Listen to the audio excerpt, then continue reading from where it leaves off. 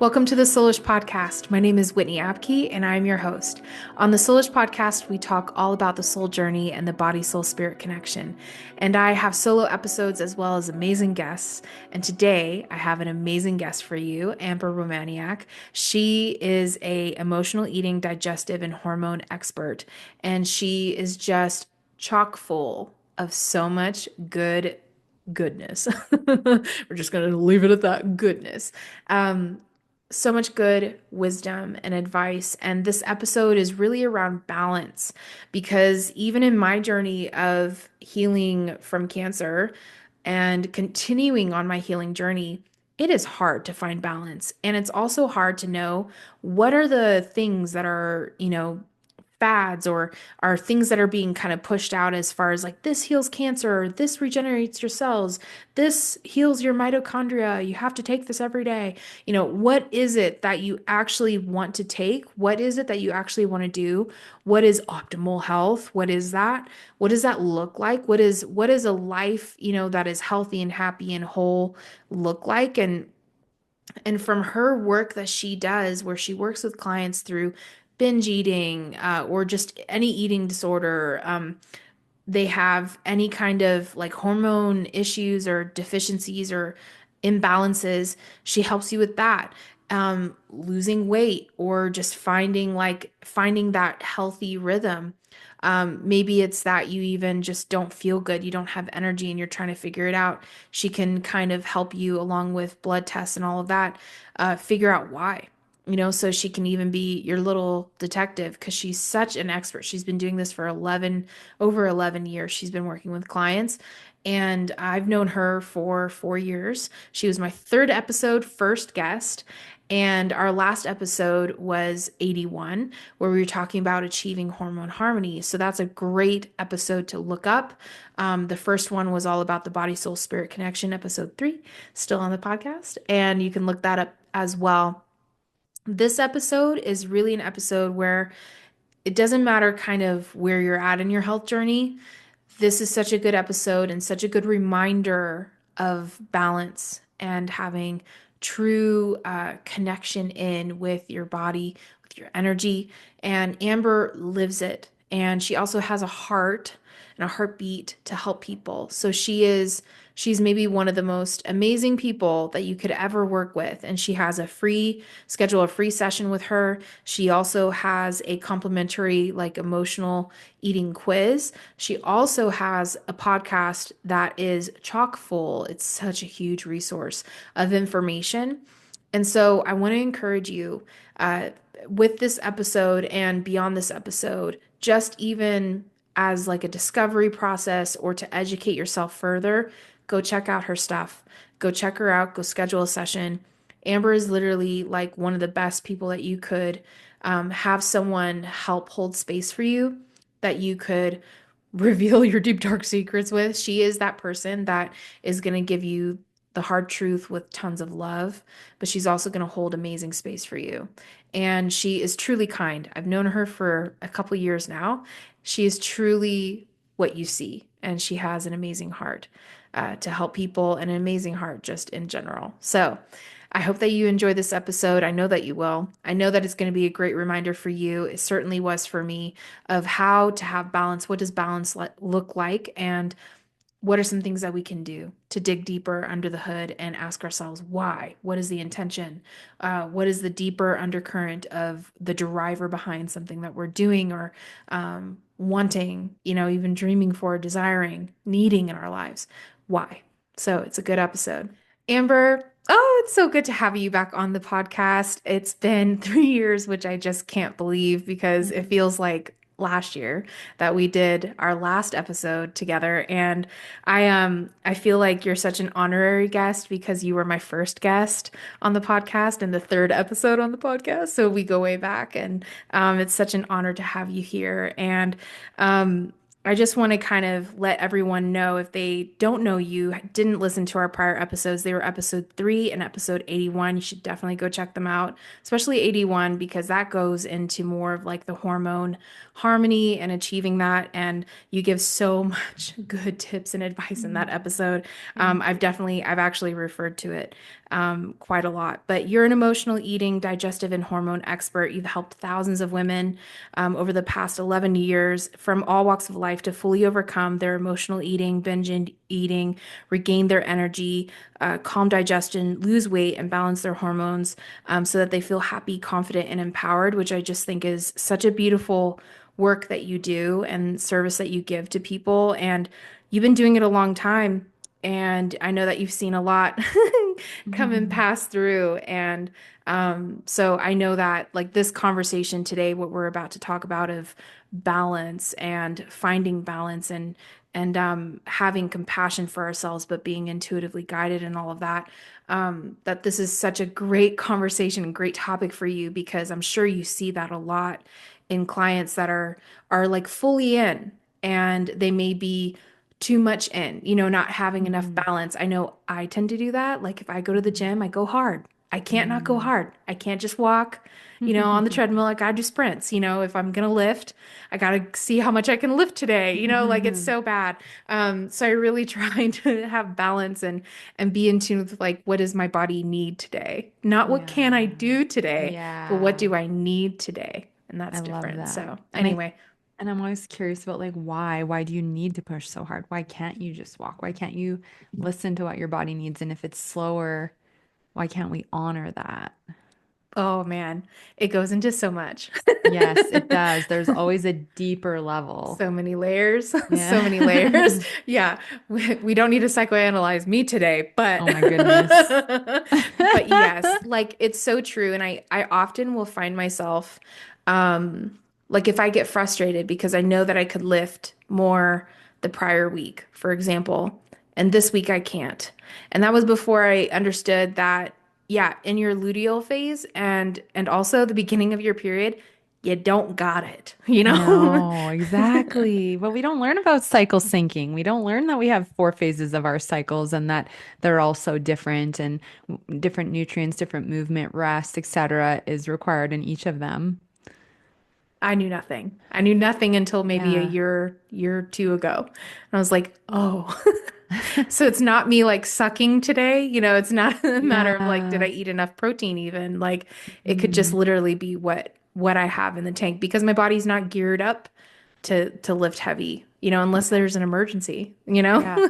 And I So think you bring up such a good point. And I think one of the things that keeps women insecure and beating themselves up and not feeling good enough is the lack of knowledge. And it's so innocent. But if you don't know, and then you go and you can't lift as heavy, like that inner critic, that ego mind will just revert to like, there's something wrong with you. Like, you didn't go enough last week. You should have gone harder, blah, blah, blah, blah, blah. And then that can just trigger so much negative self-talk. And it's like, as you said, it's got nothing to do with you or your worth or your abilities. It is literally so many things going on in your body that may mhm. dictate how you're going to perform in the gym this week.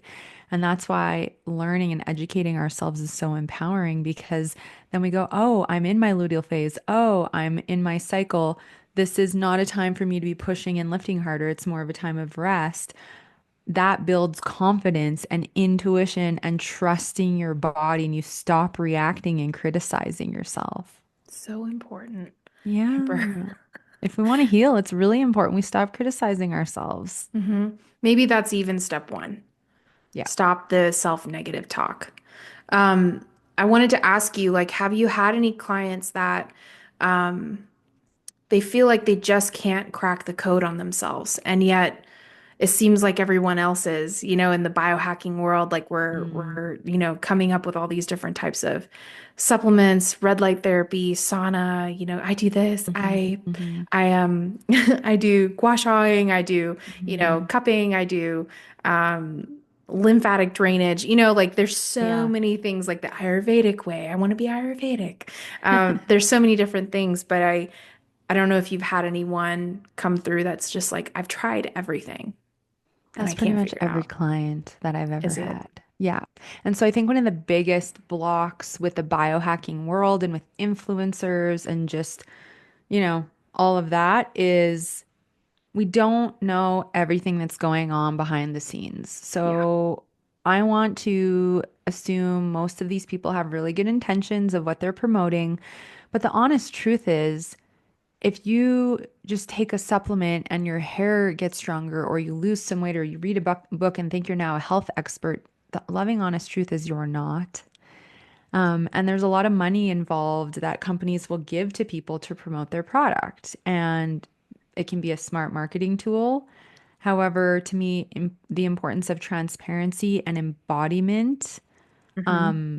and education is what we should be looking for if we're going to potentially look at a product that an influencer is promoting, or an influencer that is coming on with a health brand, and what they're talking about, and do a little research first before you just go buy the supplements or buy the Right. thing. And it's like, just because this person has a big following, or they look like Hmm. they have quote unquote the perfect body, or they're collabing with this other person that's extremely well known, like that doesn't mean anything. Hmm. Got to dig deeper. So my first encouragement to you is to do your homework and make sure you're connecting and accumulating a source of a few solid resources of women you feel connected to, you can relate to, the information feels very real, Yep. and very much like they know what they're talking about, versus, oh my gosh, this person has a 500,000 followers. They're telling me to take the seed probiotic and do gua sha every day, and it's just going to fix everything. I want to look like them. Those are to me the misaligned reasons to trust someone promoting a product, Hmm. right? Yep. So I think that's part of it, is we get confused with the world of influence.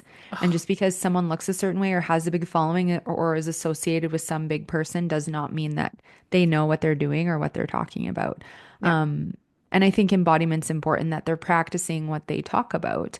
I've met a lot of influencers, especially in the food world, and then like the food health, like diet world, like keto and things like that, where they're like pushing these Oh, yeah. diets because they have a multi-million-dollar brand based around their sponsors and everything. But behind the scenes, they're feeling guilty for eating fruit. They're binge eating jelly beans because they cannot attain the keto lifestyle, but they've got to put on a certain image in the front because that's what all their Right. customers and clientele are used to. And that's no way to live either. So you don't know what's going on behind the scenes necessarily. So connect with authentic brands and people that are embodied. I don't promote anything I haven't tried first. And if I don't like something that I try, I will not talk about it. I will not promote it. Yeah. It's very important to have that experience first so you can actually speak to it to your people. Yeah. So I think the second thing with it is there are so many things out there. And I think part of it is accumulating a toolkit, but you don't need to do it all. Oh gosh, we could spend our entire day awake doing self-care and gua sha and lymphatic drainage and red light therapy and sauna and walking and stretching and moving and preparing the perfect meal, all this stuff. That's overwhelming and it's not necessarily realistic. Of Yeah. course, I'm a huge advocate for spending as much time taking care of yourself as you can. And the honest truth is, life happens and you have commitments and Right. responsibilities, kids, families, businesses, careers, Right. whatever, right, that Yep. is going on. And so I think the first step is understanding, well, what are my like health goals and outcomes? Like, why am I wanting to reach for these tools or these recommendations, these supplements? Like, what's going on with me that I'm feeling I need something? So, are you Hmm. tired? Is your cycle off? Are you in menopause? Are you dealing with weight gain that you can't let go of? Are you Yep. emotionally eating? Do you have horrible cravings? Are you bloated? Right? Are you in this constant weight body battle? Are you feeling unworthy? Are you a people pleaser? It's like, what are you struggling with that you want to heal or overcome? Yeah. I think you should journal on that first and gain clarity on your top three, four things first So good, Amber. before we even look at all of the stuff, because you Yeah. need clarity of what you want and what you want to shift. Yeah. Absolutely. And I think too, like the journaling aspect, I'm not a good journaler. My journal is like every 6 months to a year, all of a sudden That's okay. there's an entry. But anytime that I do journal, I uncover things because there is something that switches in your brain Yeah. versus looking at someone on social media and going like, "Oh, I want that," or "I want to be that," or "I want to do that." "Oh, I Mm-hmm. need to do that." Sometimes, yeah, that's very inspirational and you can have an Hmm. inspiration and yeah, it's divine timing. It showed up for you. I believe spirit can use social media, Yeah. but it's so important to reflect and take time and see like what does that connect in with though? Like Yeah. what part of you is asking for that? And why? Like ultimately why? What is your intention but goals and dreams and what else is that connected to? Like what changes if that Hmm. changes? What changes if you look like that or feel like that? Yeah. How does that influence the rest of your life? Because it's not just about looking good or even Hmm. feeling good. It's about Hmm. the whole person, you know? Yeah, I agree. And I think one of the things when we struggle with body image, we struggle with, slowing down and feeling and getting uncomfortable and going within, is we're constantly searching for the next band-aid and quick fix. And even supplements and Yes. all these biohacking tools can just turn into the next quick fix because it's like, oh, if I just sweat more in the sauna, I'll lose weight more quickly and then I'll finally be happy with my body. If I can just like use gua sha to get rid of my puffy face, but you're not addressing your hormone issues, right? Or like We're eating well. what, yeah, or like the binge eating or the binge purge cycle, or you're overbooked and you're last on your list and you're not willing to look at any of that. Like all Hmm. of this other stuff, honestly, can just become a quick fix because you're going, oh, this person's doing this and they look this way, like you said, and I want to look like that, or this promises this result. And it's like, it's never going to just be one thing. I think that's the other loving, honest truth is we Yeah. think, oh, I just have to find this supplement or this one protocol and it will fix everything. And it's like,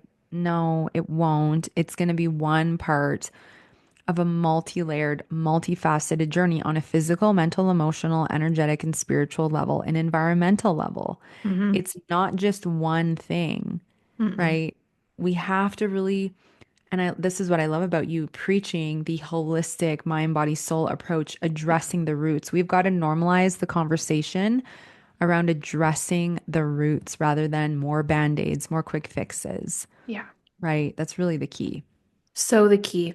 So good, Amber. God, I feel like I couldn't say that better. Mhm. I think too that one thing just a part of my journey that I've realized is the first thing that hit me when I got the call was I'm not equipped for this. Like Mm, I immediately felt overwhelmed and disempowered. Like, how the hell am I going to navigate this? mhm. And at that point, I didn't know if I had anything else in my body. So it was also very daunting because I just didn't have the information yet. Yeah. And I was lucky enough that I didn't. But I still understood if I continue just, well, I'm good, let the Mhm. CT scan be the thing and just keep going Mhm. on, that I'm Mhm. gonna create another one. There's Mhm. no way. This isn't a one-time thing if I Yeah. don't change, if I don't have like a lifestyle shift. And so I did have to like look and say, Yeah. what is not in alignment with who I am, what I want to become, what I want my life to look like and feel like, and what I want my experience on this earth to be like. Mhm.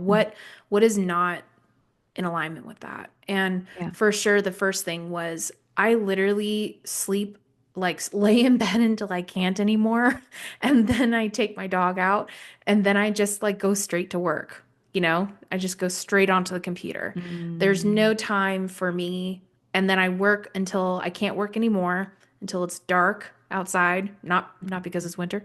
And really up until bed. And then I just wash my face, brush my teeth, go to bed, take the dog out one last time. Mhm. And it's like my days are literally just like, Yeah. this. I'm like, this is not good. This is not healthy. And I have to set healthy boundaries for myself. I have to find a routine that works. And it took some time to figure it out. Um, and I have to prioritize rest and sleep and restoring myself because my job at that point, I was managing two nonprofits Mm. and part-time at another one, so just Wow. so nuts. Yeah. So I had to change that too. I had to say, you know what? I don't need to be everything for everyone. And No. I need to shift that. And that's I think maybe not everybody struggles with that, but I find that a lot of my friends or coworkers even feel that pressure of like if I'm not on if I'm not on Slack and active by this time, then I could get let go or I could be seen as lazy or whatever. Mm. It's like you're human.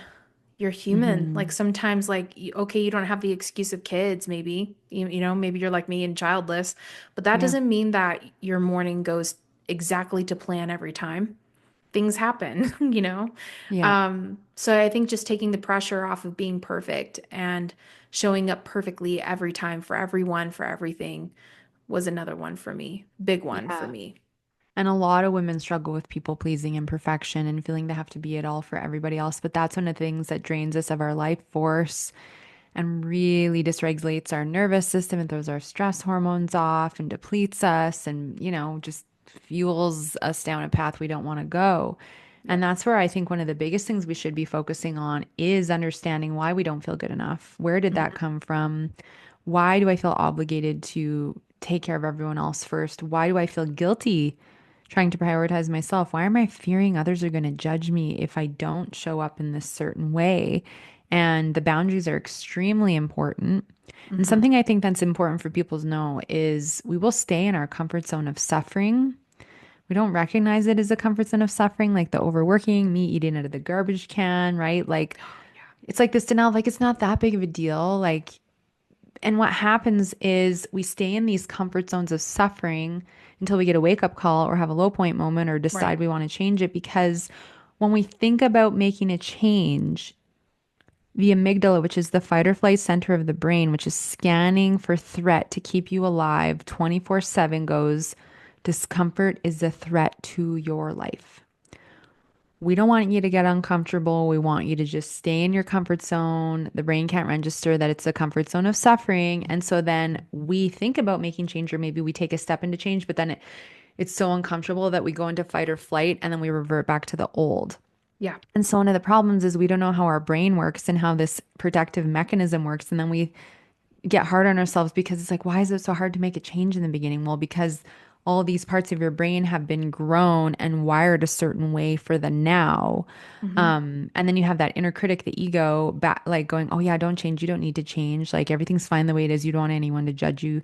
Food's your friend. Like, who would you be without it? You're eating out of the garbage isn't a big deal. No one knows about it. It's like all this denial and these justifications. And so if we don't know we have this inner critic and that it's not the true us, and we don't know about the way our brain is currently wired, Right.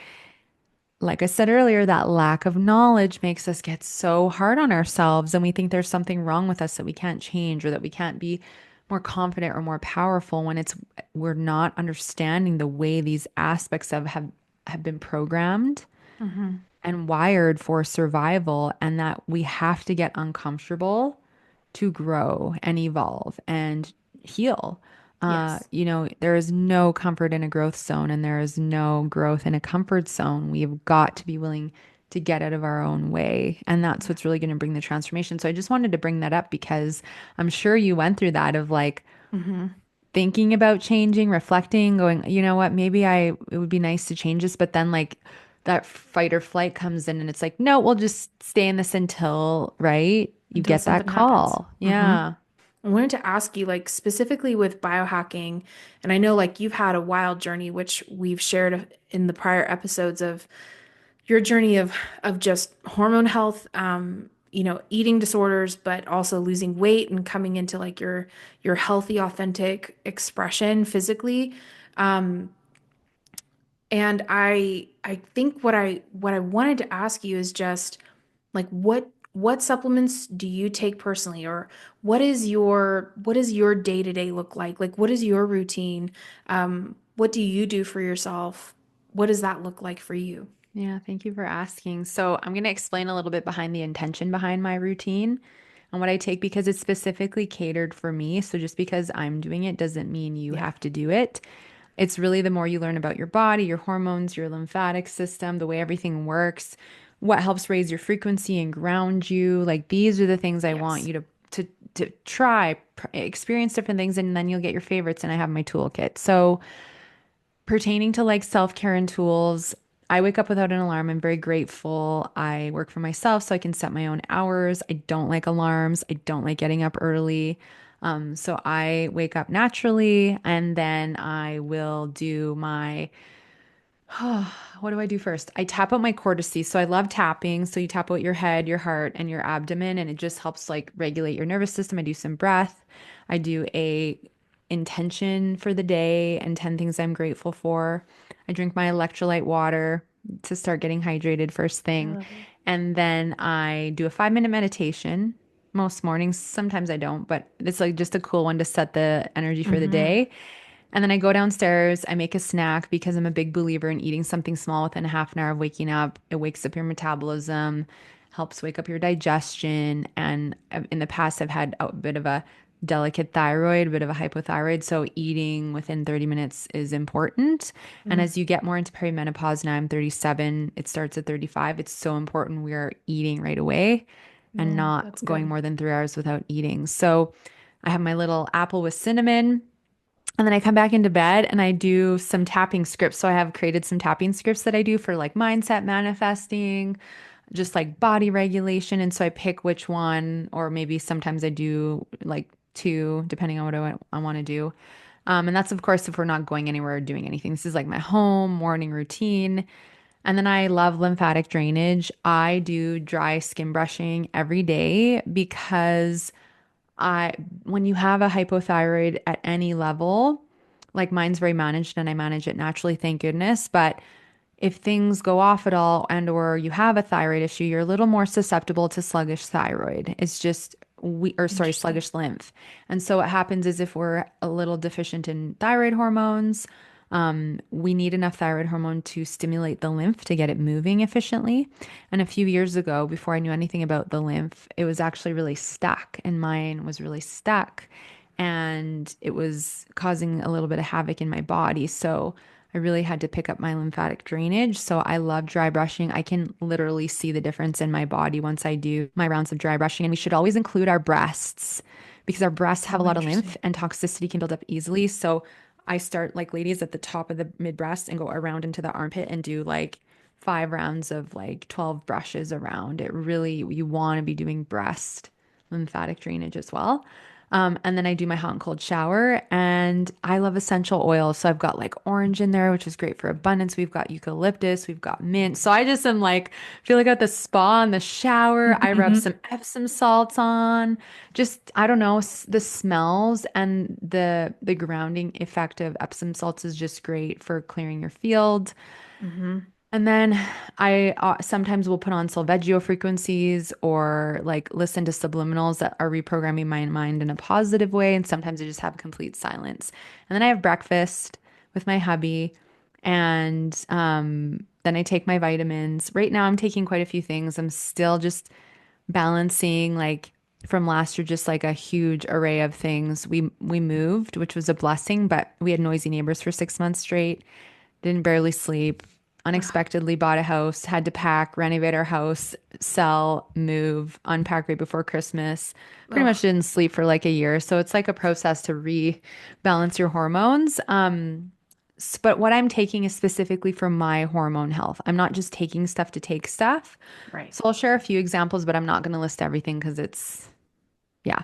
So across the board, I take a really high quality probiotic. Mine has 500 billion per package. Mm. That's important for my gut flora. Sometimes I'll change my probiotic to just get different strains. I take vitamin D every day. I think that's really important as well.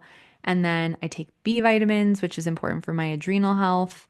I also take an adrenal support, which has things like ashwagandha in it. That is important to help regulate my cortisol. Again, this is mostly just from the stuff from last year, just some remnants of sorting things out.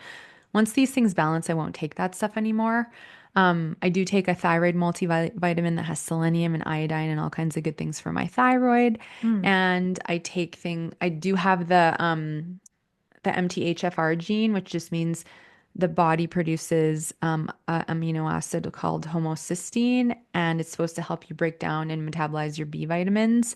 But for some people, they produce the homocysteine and the body can't eliminate it properly. So I Mm-hmm. take a supplement for that just so it doesn't get high.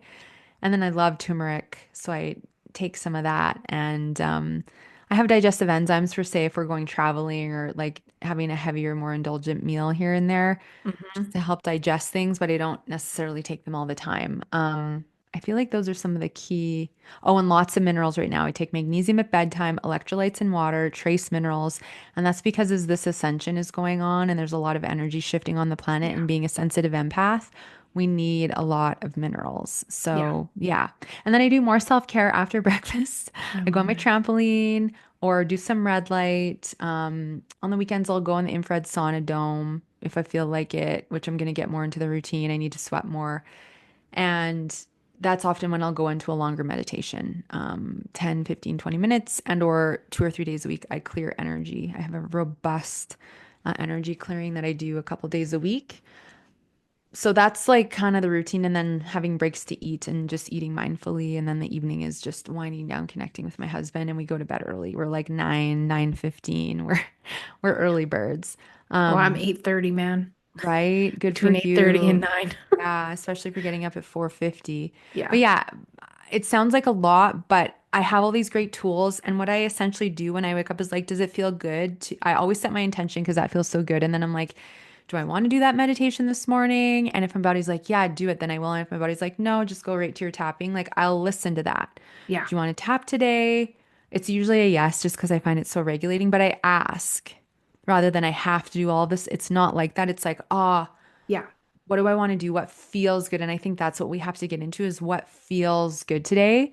Yep. Just like depending on where you're at in your cycle. Like when I'm in my luteal and I'm a few days before, we have a slight increase in metabolism. So we need to eat a little bit more. And I'm in Mm-hmm. that phase right now. And so today I had an additional snack and I had hummus with these seed crackers and veggies. And it just was like so satisfying, like you were saying earlier.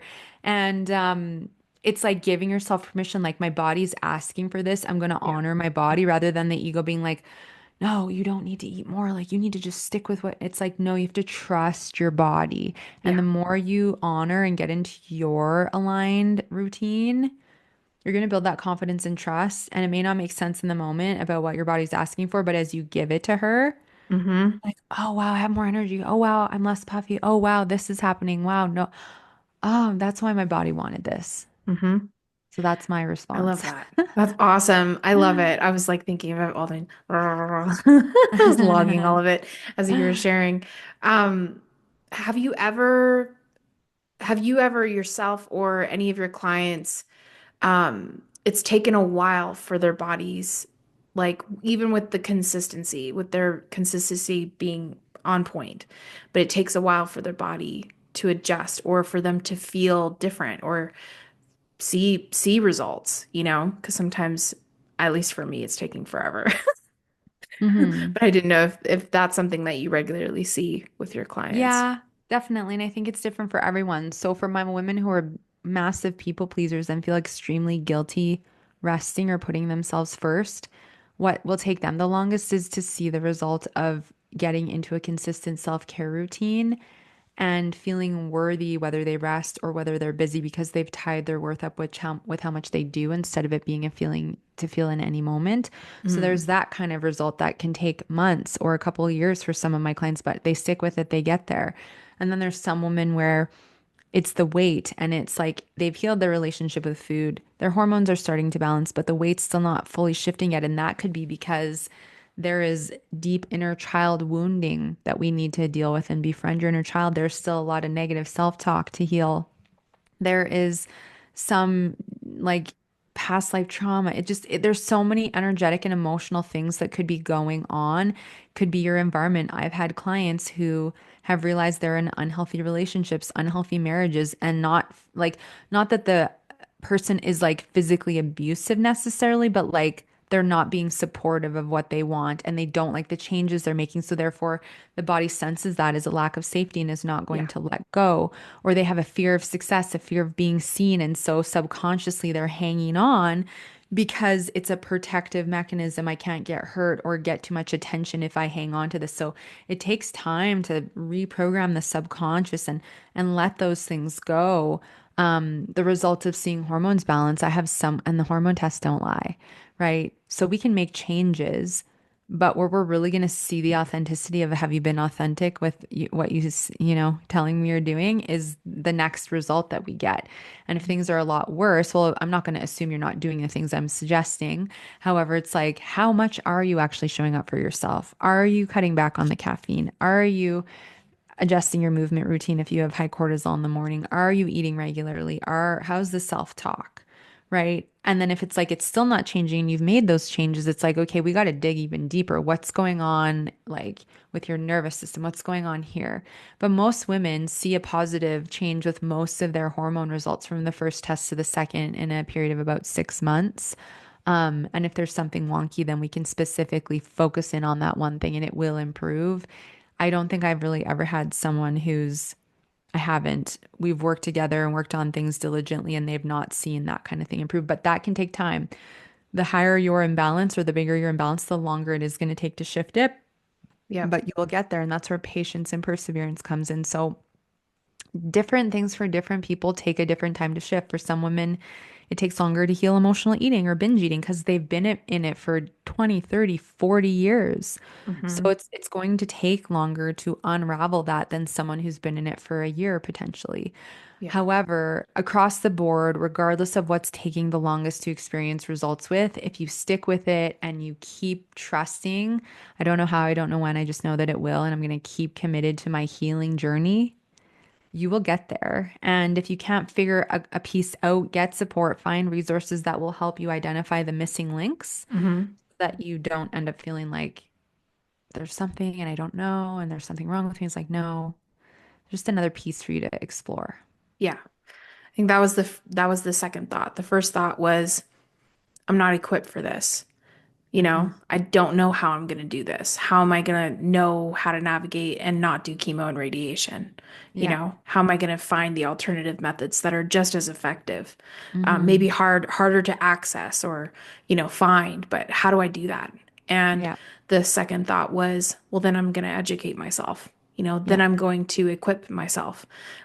So the victim mindset, right, is like one of the first mindsets that it's so Yeah. sneaky and sometimes it's Hmm. not that obvious. Um, but man, once you acknowledge or recognize and acknowledge it and go, no, no, no. This isn't Hmm. a short game. This is a long game. This is lifestyle. This isn't a diet. This Hmm. isn't, just temporary, like while I get the weight down or while I regulate and feel better. Yeah. And then when I feel better, I can go back to what I was doing before. It's Yeah. actually like having a holistic, full shift into it. So you have to know what's in alignment and what's not, and it's okay to be in the discovery process and not figure it out, right? Yeah. All at the same time once, and like have it dialed in. Yeah. It changes. It does. And it's okay if you have that first like victim reaction, like let yourself have it, react, Oh get yeah, upset, cry. cry, be angry, whatever, like get it out. Yeah, And then we're like, okay, moving I on. had my time and now, yeah, right. And we have to advocate and we have to do the research because we have to reclaim our sovereignty. And I agree with you. I think that as you do this healing, like you said in the beginning of the episode, it's like your work commitments change. Like your commitments and what you're putting your time and energy into changes because you Yep. start to realize I was not operating in a way that was in alignment for the healing that I need and want to create for Yeah. myself. Yep. So all kinds of things change and just being open to that and embracing that. Yep. And only better is coming when we honor ourselves and step more into alignment. It's actually really exciting. It's an Hmm. exciting discovery process because it's like, oh, I didn't know I could do that, or I could change, or I could have that experience, or live this life this way, or I didn't know that I would like carrots raw, Yeah. whatever it is, right? You think you Yeah. don't like something and then you try it and you're like, oh my gosh, I actually really like this. Yeah. Um, so I love that. It's so encouraging. And I was going to ask you one last question of Yeah. when I know personally, like besides working with someone like yourself, what are some ways that you invite your clients to dig deeper, maybe into the why? Hmm. What are some tools or practices that you recommend for them to dig deeper so they can understand what's like under the hood, what's Yeah. happening underneath? I think journaling is a great practice and keep asking why. Why am I feeling this? because blah, blah, blah. Why? I love that actually prompt where you go and ask why like 7 or 8 times. And you, by I find the eighth time or the seventh why, you're at the root. So that's a really cool practice. I I like think that. saving your favorite, few or however many like podcasts, like find podcasts where they're talking about this stuff. Because what's cool is by the time my clients come to me that have come from the podcast, they're like, my ego and I want food and body freedom. And they're in the lingo because they're like, Mm-hmm. I know now why, and this is what I want help with.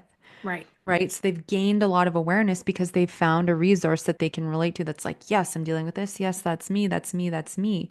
So podcasts, like YouTube channels, social media channels that are supportive, local groups of women or whatever, right? Like Yeah. community, friends.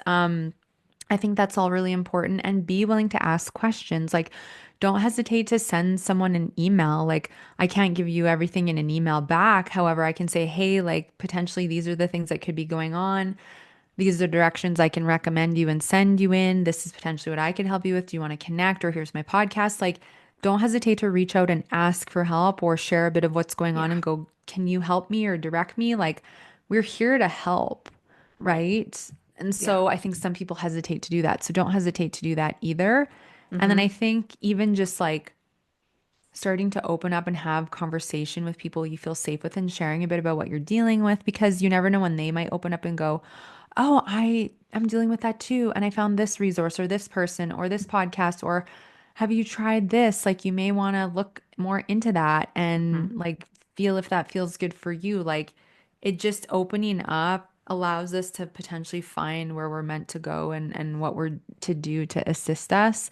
And then Yeah. I think the last thing is getting quiet and closing your eyes and taking some deep breaths and asking your body, like, what do you need? What do you want? Because she'll tell you. Mm-hmm. She will tell you, and you'll be like shocked that, like, oh my gosh, I asked her and she actually responded back to me. And the more you do it, the louder she gets and the easier it is to hear her. So, those would be my suggestions on that. I love that. That's awesome. Um, I'm just so like honored to have you on. You really are such a leader in your field, and it's so rare to find somebody who is of service, like has the heartbeat of wanting to help people. I know that there's a lot of people in the space, but really there's a lot of trying to make money in the space. Mhm. And not that that's a bad thing to be successful and to make money, Yeah. but it's always just such a pleasure to connect with you because you have like your heartbeat is so evident for people, and the work that you do is thus so powerful and impactful, and that's why you've been so successful doing what you do. And I just want to direct people. There's going to be links in the show notes to her website, free emotional eating quiz, which is amazing. And you can also schedule a complimentary body freedom session with her. And her podcast is also going to be linked below, which is a huge resource, from like hormone to her story of binge eating to everything, like everything in that space. So definitely check her out. Invest your time in listening to her and learning from her because she honestly, just even in this little bit of a conversation, brings so much wealth of knowledge and wisdom and guidance. So, Amber, thank you so much for your time. It's such a pleasure to Oh, have you back. thank you for your kind words and for having me. You were a blessing and a light, and I'm so grateful to be in your space. So, thank you again for having me. Same. Thank you.